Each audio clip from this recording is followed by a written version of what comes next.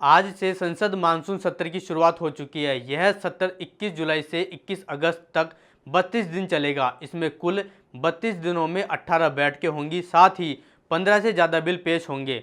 स्वतंत्रता दिवस समारोह के कारण 13-14 अगस्त को संसद की कार्यवाही नहीं होगी। केंद्र सरकार मानसून सत्र में 8 नए बिल पेश करेगी, जबकि 7 लंबित बिलों पर चर्चा होगी। सबसे पहले बात करते हैं वो 8 नए बिल जिन्हें केंद्र सरकार मानसून सत्र में पेश करेगी। इन बिल में मणिपुर जीएसटी संशोधन बिल, टैक्सेशन लॉ संशोधन बिल, जन विश्वास संशोधन बिल, भारतीय प्रबंधन संस्थान संशोधन bill, national sports governance bill, national anti doping संशोधन बिल, भू विरासत स्थल और भू अवशेष बिल, खान और खनिज संशोधन बिल।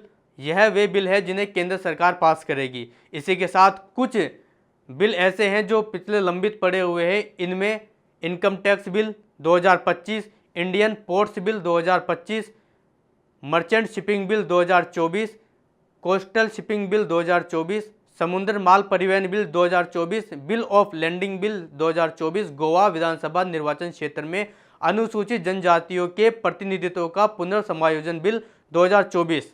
आपको यह पता होना चाहिए कि आखिर ये लंबित बिल कौन से होते हैं। लंबित बिल वे प्रस्ताव कानून होते हैं जो संसद में पेश तो किए गए हैं, लेकिन अभी तक पूरी तरह से पास होकर कानूनी रूप से नहीं बने हैं।